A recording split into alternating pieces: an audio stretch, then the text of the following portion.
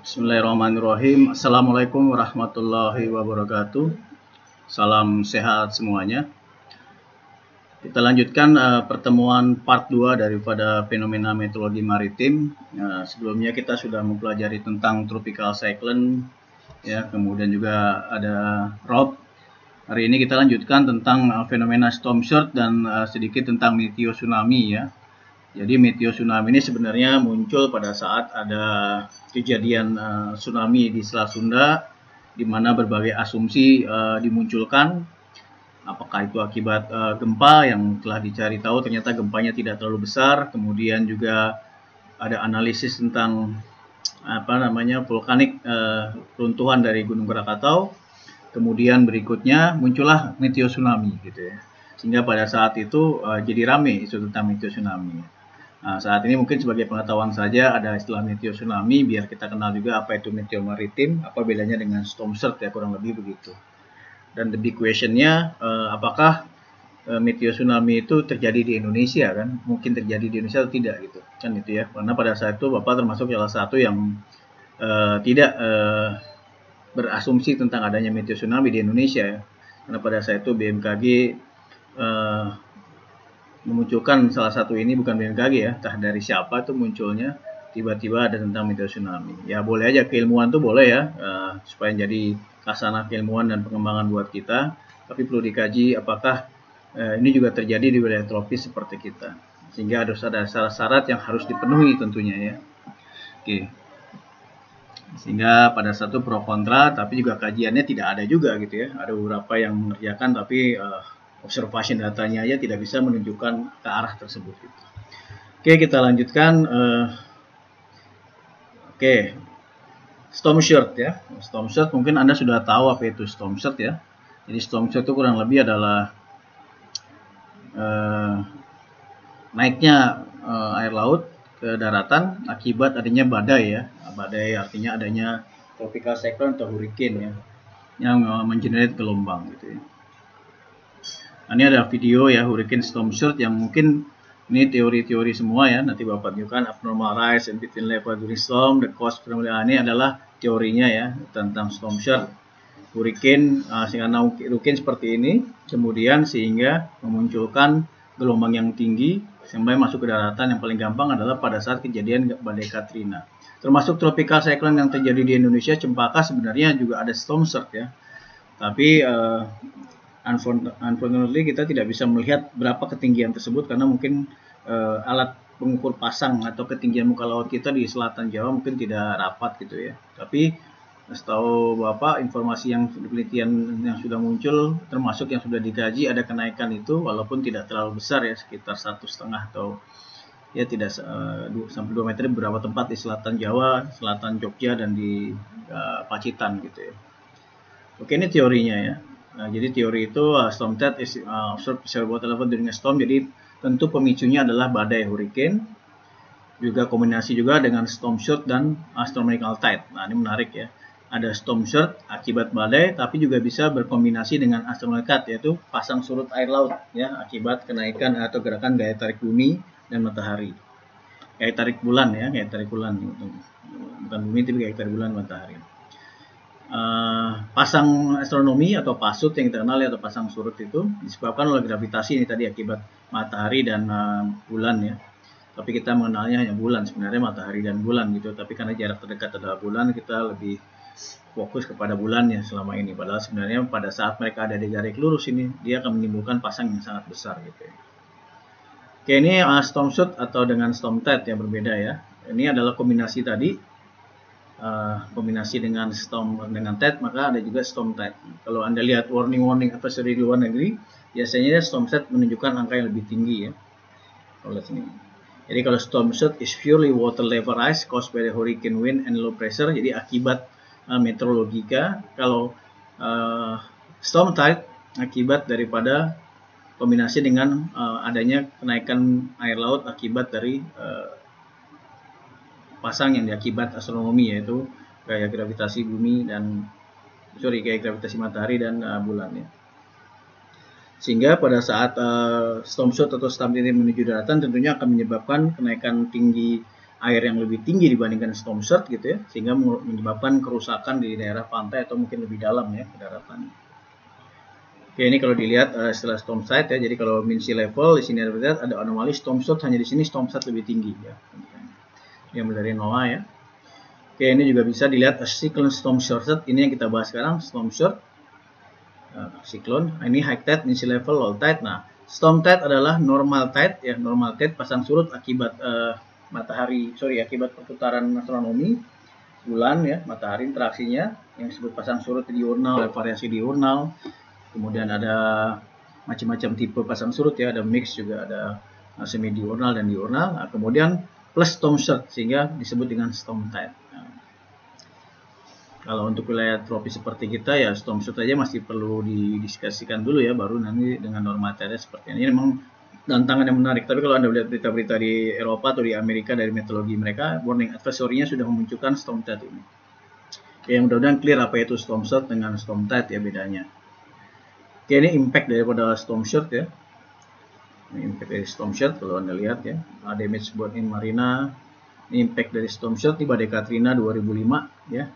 Ini di pinggiran ini masuk storm surge and storm tide data, sampai merah ini ketinggiannya lebih tinggi ya, masuk ke daratan. Oke, ini ada video yang mungkin bisa menjelaskan tentang hurricane storm surge ya, yang bisa menjelaskan tentang hal tersebut ya. Mungkin kita lihat. Oke, silakan dilihat.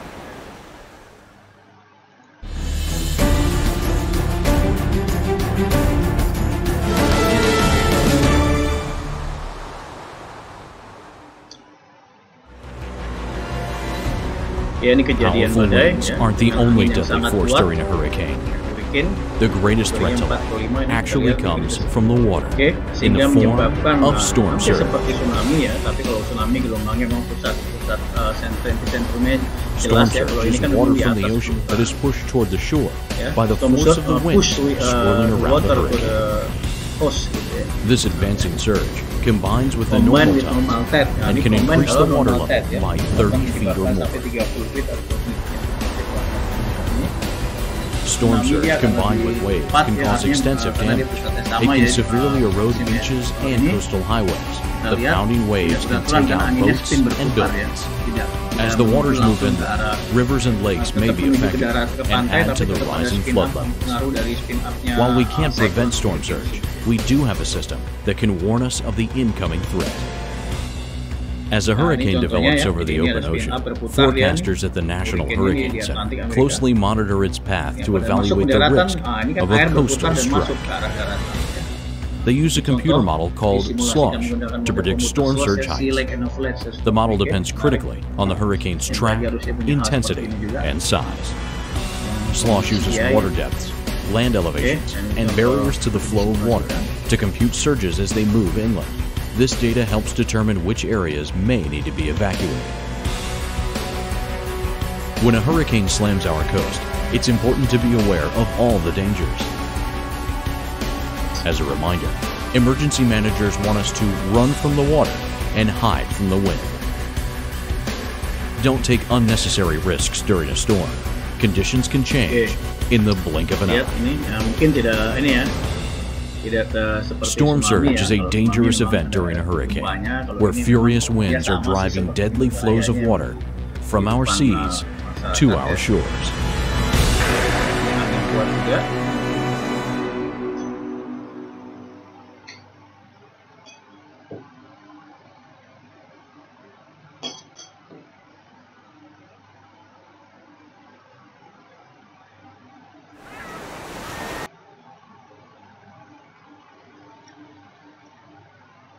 Oke, itu adalah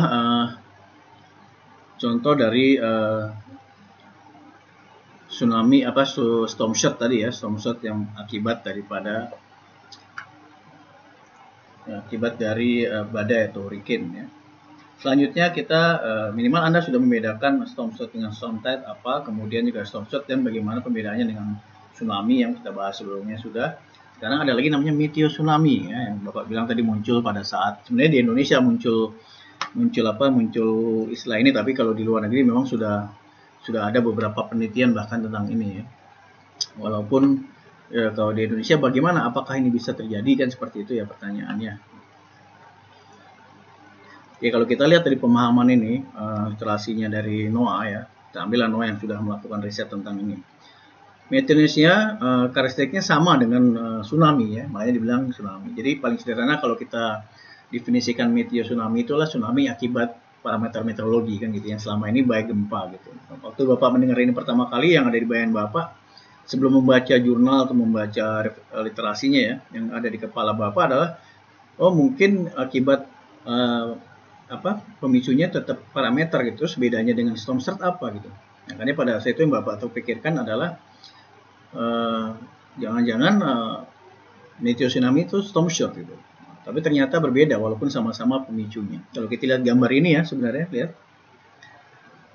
Ya, ini gambar. Makanya di penjelasannya Anda lihat ini. But they cause air pressure disturbance. Sama ya, gangguan dari tekanan udara. Tekanan udaranya rendah, sama seperti kejadiannya hurricane atau tropical cyclone, di mana pressure-nya akan turun. Yang berasosiasi dengan sistem cuaca yang bergerak sangat cepat. Misalnya squall line. Ternyata fenomena meteorologinya yang berbeda. Kalau hurricane dan cyclone udah jelas ya bahwa itu menyebabkan storm surge tadi ya. Gitu. Sedangkan kalau meteor tsunami sepertinya adalah beberapa awan konvektif yang sangat besar yang mungkin belum menjadi hurricane. Gitu. Contohnya ada squall line, mungkin ada safe flood, kemudian ada lagi super konvektif yang sangat besar, atau MCS, Mesoscale Convective System, bisa juga seperti itu. Tapi dia ada movingnya tuh fast moving gitu ya, ada sistem. Nah, kalau penjelasannya seperti itu. Dia sama-sama penyebabnya kalau dibandingkan dengan storm surge adalah meteor, tapi mungkin fenomena meteorologinya, pemicunya yang berbeda. Oke, kita lanjutkan. Gangguan ini mengenerate gelombang ya, sama menjalar travel speed as the average weather system. Nah, jadi dia bergerak sangat cepat ya. Kita bayangkan gambar inilah ya. Nah, ini adalah weather system yang mengenerate, ini real ya, 23 Juni 2013 meteor tsunami. Kalau Anda bayangkan sebelumnya bahwa ada kejadian awan seperti ini di daerah Lampung gitu ya, nah, jangan, itu sebenarnya kajian menarik tuh ya. Apakah terjadi tsunami akibat ini? Nah, itu bisa di kan juga karena awannya sama seperti ini ya, ada di lautan juga gitu. Kemudian pembentukan dari meteor tsunami tergantung dari beberapa faktor, yaitu intensitasnya, arahnya, dan kecepatan daripada gangguan tersebut di atas air ya, dan juga depth dan juga kedalamannya yang bisa mempercepat kekuatan daripada gelombang tersebut. Oke, ini meteor tsunami itu menurut NOAA juga disebut sebagai last wave caused by the storm, by the storm, not by the hurricane atau tropical cyclone. Jadi kalau mau dipakai klasifikasikan, kayaknya ini pemicu fenomena meteorologinya lebih rendah dibandingkan dengan kejadian hurricane atau juga tropical cyclone gitu ya. Jadi masih awan-awan yang seperti ini ya. Kalau di lintang menengah memang sering terjadi ya awan segini, minimal tornado keluar ya, water spot dan sebagainya. Nah, Anda bisa buka cek di websitenya NOAA ya. Ini engineered meteor tsunami, kalau Anda lihat di sini gangguan emission disturbance, kemudian jadi dia di sini awannya di atas, kecepatan mendekati daratan, deep water, sehingga masuk ke dalam daratan seperti ini ya. Ini yang menyebabkan tsunami. Nah, ini sebenarnya ya, sama hurricane juga seperti ini ya, tapi dia berputar dengan radius yang lebih besar. Ini hampir sama ya.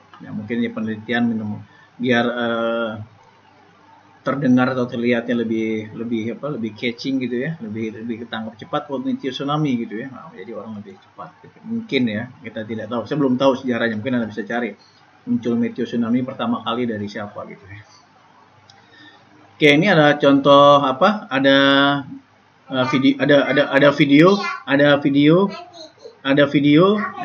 video yang menunjukkan tentang meteor tsunami, meteor tsunami dari berita ya, tapi bisa juga dijadikan referensi untuk memahami apa itu meteor tsunami. Mungkin ya, Bapak coba klik di sini. Oke, kita lihat.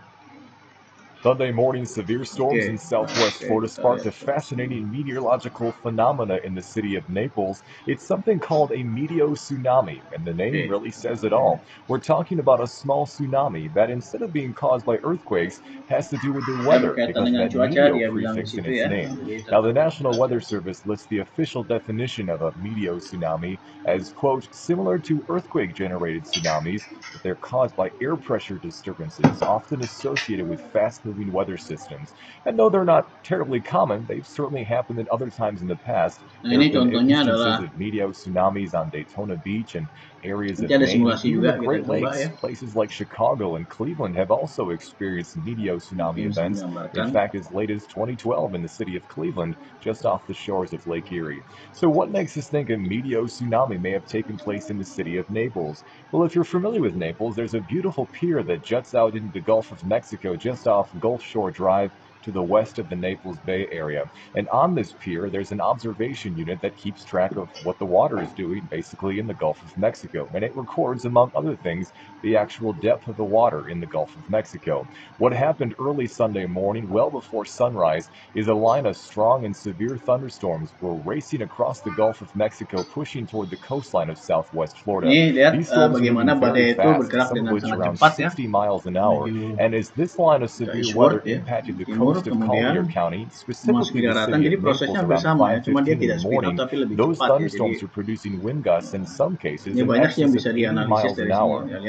The actual thunderstorms continue to advance across areas of Naples, Manor, Golden Gate, and Golden Gate Estates. But what happened back toward the coastline is where we talk about our meteotsunami event. Remember that observation unit I mentioned off the Naples Pier? Before the storm, the water levels were fairly normal, up around 3 to 4 feet. But at the time that severe thunderstorm rocked the city of Naples, and specifically the Naples Pier, look at how the water depth changed. During the storm, it shot up above 7 feet at about 5:15 in the morning. And once the severe thunderstorm passed, the water level rapidly dropped back, indicating the possibility of a meteotsunami in the city of Naples. Kurang lebih seperti itulah penjelasan dari meteotsunami ya. Oke, semoga bisa menjelaskan gambaran kita tentang meteotsunami. Kemudian kita lanjut berikutnya. Nah, ini tadi ya dari yang menarik juga banyak kajian-kajian meteotsunami selain terjadi di laut juga terjadi di danau atau sungai ya di luar, bahkan di danau-danau nih. Ini contoh dari kejadian meteotsunami yang ada di Great Lakes-nya Amerika nih ya. Dimana historic event-nya ada kematian, injury juga. Ini ada event ya. Kelihatan ini meteotsunami post weather event ya. Jadi ini yang tadi disimulasikan. Oke, kemudian what is being done to forecast? Nah, forecast ini meteotsunami time challenge ya, masih menjadi tantangan tadi. Nah, kalau bagi kita di wilayah tropis, bagi BMKG mungkin baru sesuatu yang baru ya. Bahkan sekarang sudah cenderung menghilang ya. Nggak tahu, mungkin kemarin biar mencari asumsi lain ya. Karena gempa pada saat itu sangat kecil, runtuhan vulkanik juga dianggap longsoran harusnya tidak menimbulkan seperti itu gitu ya. Kemudian apakah meteotsunami bisa di sana ya? The problem adalah kita punya nggak data pengamatan water level di wilayah tersebut, sehingga kita kemarin tidak bisa konfirmnya. Kalau penelitian dan akademik itu harus terbuka ya gitu harusnya ya. Jadi kita tidak boleh cerita yang tidak kita tahu gitu ya, based of data tentunya gitu ya. Jadi kalau datanya kita tidak punya pengamatan, ya bilang aja tidak ada harusnya gitu. Nah, mungkin di situ keberanian kita yang akhirnya mencari sesuatu yang akhirnya jadi meteotsunami gitu ya. Yang artinya mencari-cari, gempanya tidak ada, longsoran juga tidak tercatat secara besar, wah kita meteotsunami. Hingga pada saat itu pernah beberapa peneliti di luar BMKG dan BMKG diminta untuk meneliti tentang ini. Bapak pada itu tidak terlalu tertarik gitu ya, kecuali memang dikasih riset yang sangat besar, effortnya bisa kita sambil jalan-jalan pasang alat di Selat Sunda, menarik juga gitu ya. Nah, kan problemnya kita tidak punya data juga, paling pakai model, sedangkan modelnya terlalu besar kalau untuk mengkaji wilayah laut seperti ini, kita tidak punya data pengamatan real. Nah, itu problem. Oke, kembali ke topik. Jadi masih satu tantangan ya, bagi kita masih sesuatu yang baru ya, something new yang masih hangat dan bahkan sekarang cenderung mendingin gitu ya, karena sudah tidak pernah disentuh lagi. Ini kebetulan materi yang sudah tahun lalu ya, jadi nggak apa-apa biar ada tambahan membedakan ya. Biasanya kita membedakan storm surge dengan tsunami dengan storm tide, tambah lagi ada meteo tsunami.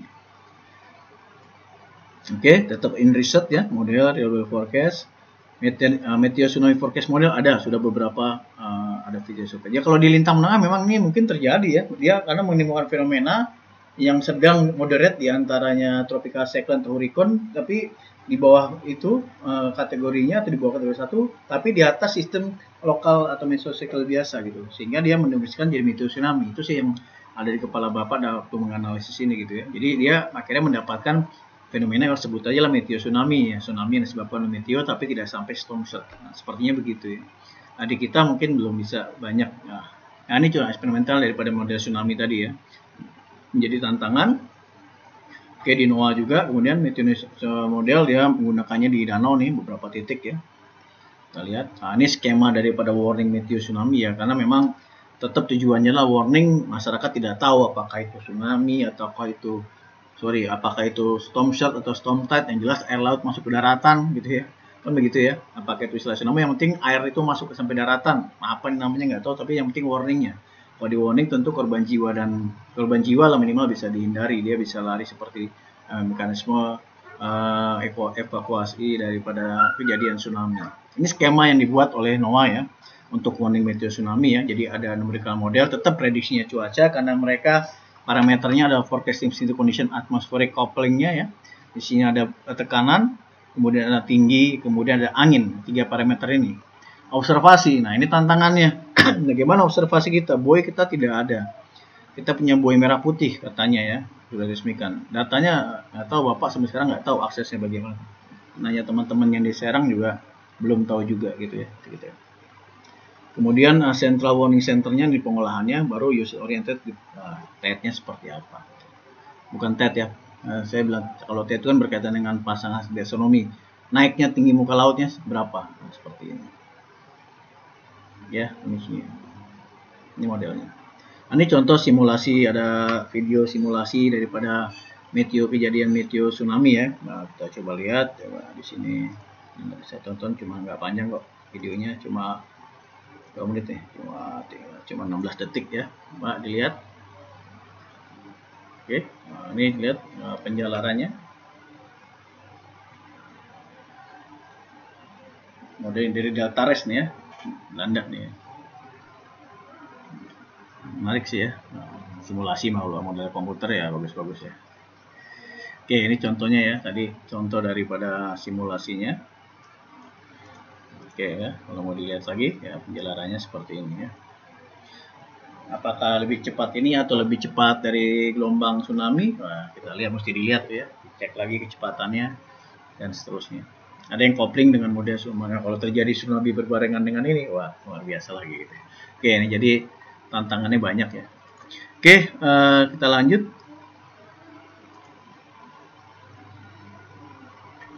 Oke, ini ada juga first conference ya, first world conference tentang meteo tsunami 2019, lihat ya.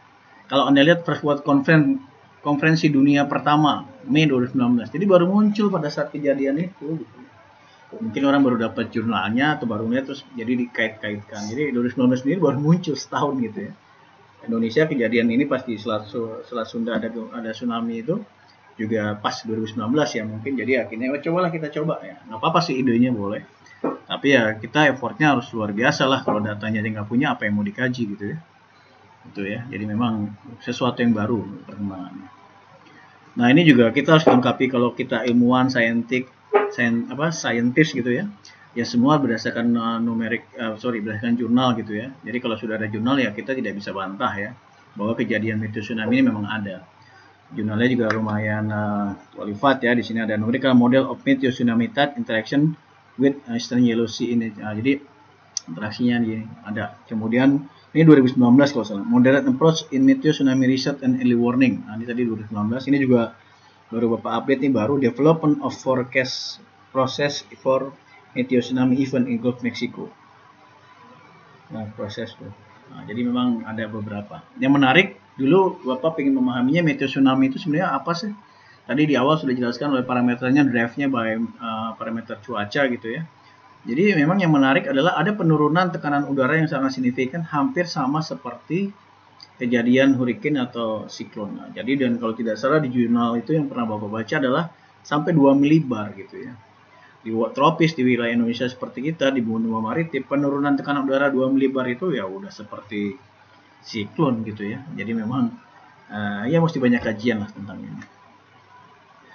Oke, itu saja sih yang bisa Bapak jelaskan untuk pemahaman fenomenologi, yang mungkin masih banyak fenomena meteorologi, tapi ada water spot dan lain-lain. Tapi yang Bapak ingin sampaikan setelah kemarin tropical second drop, ada meteo tsunami juga, ada storm surge, storm tide ya. Mudah-mudahan manfaat. Itu aja. Selamat siang. Assalamualaikum warahmatullahi wabarakatuh. Salam sehat semuanya.